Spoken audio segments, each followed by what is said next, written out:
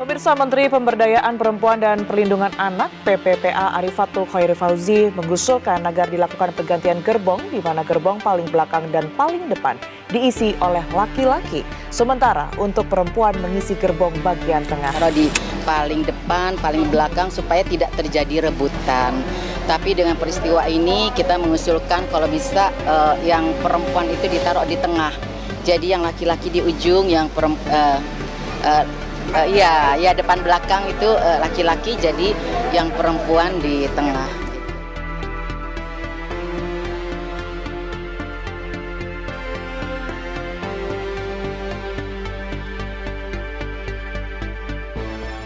Ketika seorang menteri merespon tragedi kereta yang menewaskan 16 orang dengan mengusulkan pemindahan gerbong perempuan, bukan malah memperbaiki perlintasan. Kita bukan hanya sedang menghadapi masalah kebijakan, kita juga menghadapi masalah berpikir. Dan solusi ampuh dari keruwetan berpikir ini ialah filsafat.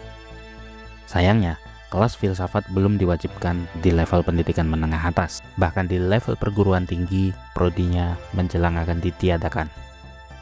Pada suatu hari di tahun 399 sebelum Masehi, sebuah pengadilan di Athena menjatuhkan hukuman mati kepada seorang pria berusia 70 tahun. Kejahatannya bukan membunuh, bukan pula mencuri, dan bukan mengkhianati negara. Kejahatannya adalah mengajarkan orang berpikir. Pria itu bernama Socrates, dan metodenya sederhana. Ia berkeliling kota, mengajukan pertanyaan kepada siapapun, termasuk di dalamnya politisi, jenderal perang, pedagang, dan lain-lain. Lalu membongkar kontradiksi dalam argumen mereka. Para penguasa Athena merasa terancam, bukan karena Socrates membawa senjata, melainkan karena ia membawa sesuatu yang jauh lebih berbahaya bagi kekuasaan yang malas berpikir, yaitu logika. 25 abad kemudian, di sebuah rumah sakit di Bekasi, seorang menteri di suatu republik berdiri di depan kamera. Di belakangnya terbaring korban tragedi kereta yang menewaskan 15 orang dari peristiwa tabrakan antara KRL dan kereta api Argo Bromo akibat taksi yang mogok di perlintasan. Pernyataan yang keluar sesaat setelah menjenguk para korban ialah gerbong perempuan sebaiknya dipindahkan ke tengah rangkaian susunan kereta agar perempuan tidak lagi berada di posisi paling rawan, dan dengan kata lain, pria dalam hal ini lebih pantas menerima kemalangan serupa daripada perempuan. Socrates, andai ia masih hidup hari ini, mungkin hanya perlu satu pertanyaan untuk membongkar kesalahan berpikir menteri ini. Apakah dengan memindahkan susunan penumpang gerbong berdasarkan gender akan mencegah sebuah taksi berikutnya akan mogok di perlintasan? Pertanyaan itu tidak pernah diajukan, setidaknya tidak oleh orang-orang di ruangan itu, dan disitulah letak masalah sesungguhnya.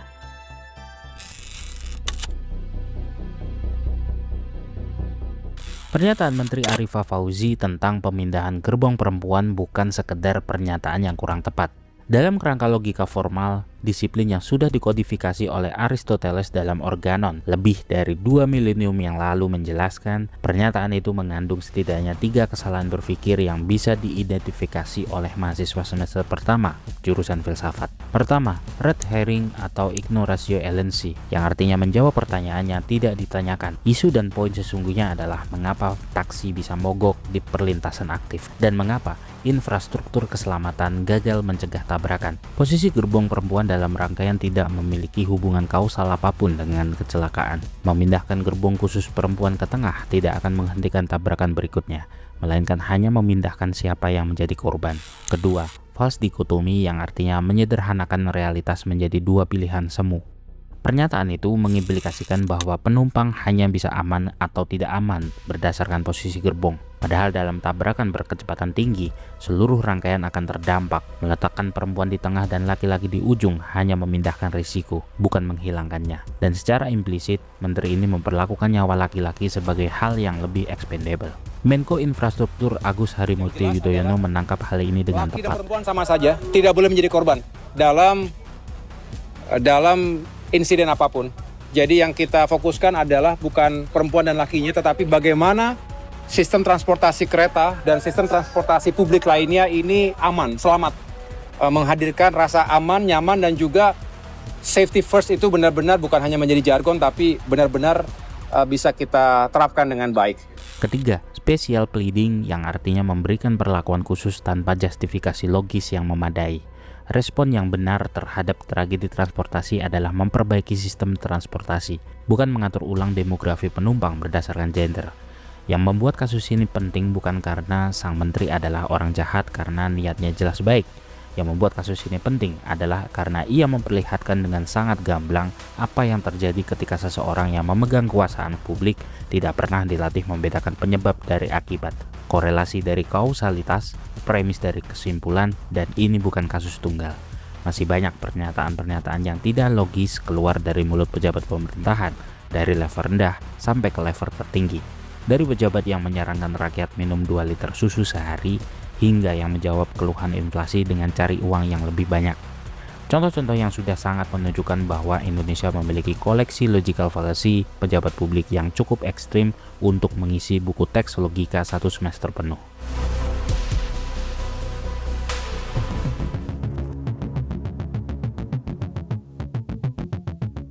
Jika kita memetakan negara-negara yang mewajibkan filsafat dalam kurikulum pendidikan menengah, ada sebuah pola yang tidak bisa diabaikan akan segera terlihat. Prancis mewajibkan filsafat di tingkat SMA sejak era Napoleon.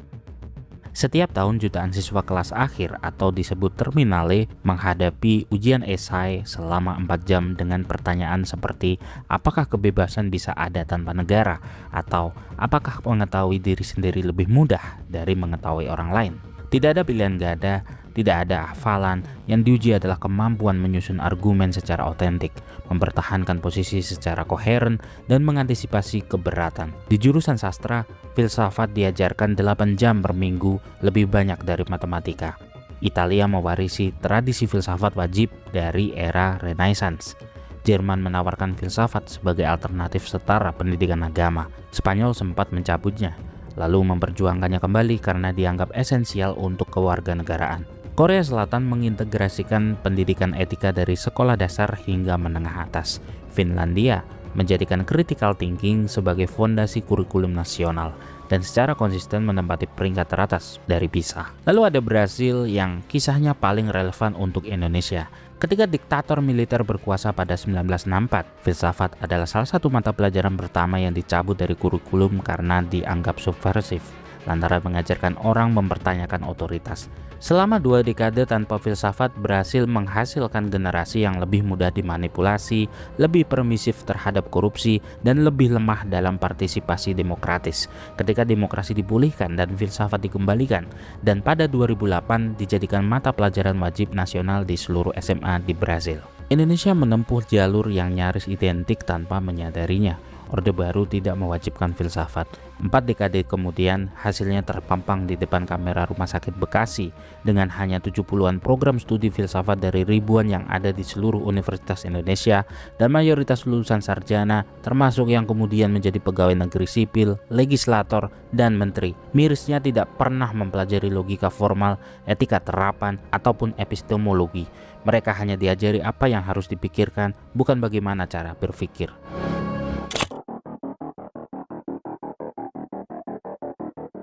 Jika ada satu teori filsafat yang paling mendesak untuk diajarkan kepada seluruh pejabat publik Indonesia, maka itu adalah imperatif kategoris, buah pemikiran Immanuel Kant.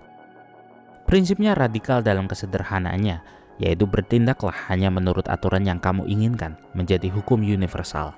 Dalam bahasa kebijakan publik, pertanyaannya kurang lebih menjadi, jika setiap pejabat merespon tragedi dengan cara yang sama seperti saya, apakah negara ini masih berfungsi? Jika setiap menteri merespon kecelakaan transportasi dengan memindahkan posisi penumpang alih-alih memperbaiki infrastruktur, transportasi publik tidak akan pernah menjadi lebih aman. Dan jika setiap pejabat menjawab keluhan rakyat dengan menuntut cari uang lebih banyak, tidak ada kebijakan ekonomi yang akan pernah diperbaiki. Imperatif kategoris milik Kant bukan abstraksi akademis. Ia adalah alat uji paling sederhana dan paling keras untuk setiap keputusan publik. Epistemologi, sebuah cabang dari filsafat tentang pengetahuan, sama mendesaknya. Di era ketika hoax menyebar lebih cepat dari klarifikasi dan pejabat bisa mengklaim fakta alternatif tanpa konsekuensi, kemampuan membedakan pengetahuan dari opini bukan lagi kemewahan intelektual, ia adalah infrastruktur demokrasi. Dan filsafat politik dari Rousseau hingga Rawls mengajarkan sesuatu yang tidak diajarkan mata kuliah manapun di Indonesia, yaitu bahwa kekuasaan memiliki batas, bahwa keadilan bisa didefinisikan secara rasional, dan bahwa warga negara memiliki hak untuk menuntut akuntabilitas bukan karena kemurahan hati seorang penguasa. Mewajibkan filsafat di Indonesia bukan berarti mengimpor tradisi barat. Indonesia memiliki Rangga Warsita, Hamka, Tan Malaka, Soekarno, dan tentu saja Rocky Gerung. Sekumpulan pemikir-pemikir yang gagasannya cukup kaya untuk mengisi kurikulum sendiri. Konsep gotong royong, musyawarah mufakat, dan keadilan sosial dalam Pancasila adalah konsep filosofis yang sangat mendalam. Masalahnya semua itu diajarkan sebagai dogma hafalan, bukan sebagai kerangka berpikir yang harus dievaluasi secara kritis. Selama filsafat tetap menjadi mata kuliah pilihan yang hanya relevan untuk segelintir mahasiswa, Indonesia akan terus memproduksi pejabat yang menjawab tragedi kereta hanya dengan mengusulkan pemindahan kursi, dan rakyat yang tidak cukup terlatih untuk menyadari kesalahan berpikir tersebut akan senantiasa menganggap pernyataan itu adalah sebuah pernyataan yang masuk akal. Socrates dihukum mati karena mengajarkan orang berpikir. Di Indonesia, yang dihukum adalah 270 juta orang yang tidak pernah diajarkan berpikir. Kita tidak pernah tahu pasti apa dan mengapa perihal tentang alasan tersebut. Tapi yang jelas, satu konsesi jawaban telah mengerucut membentuk asumsi publik. Banyak yang beranggapan bahwa masyarakat dengan pola pikir cemerlang akan lebih sulit diberi janji-janji manis skala 5 tahunan. Sebaliknya, jika masyarakat dibiarkan bodoh dan dungu, maka akan lebih mudah mendoktrin mereka dengan kesan tanpa pesan dan membranding diri dengan kata-kata penuh retorika tanpa fakta, data, atau bahkan realita.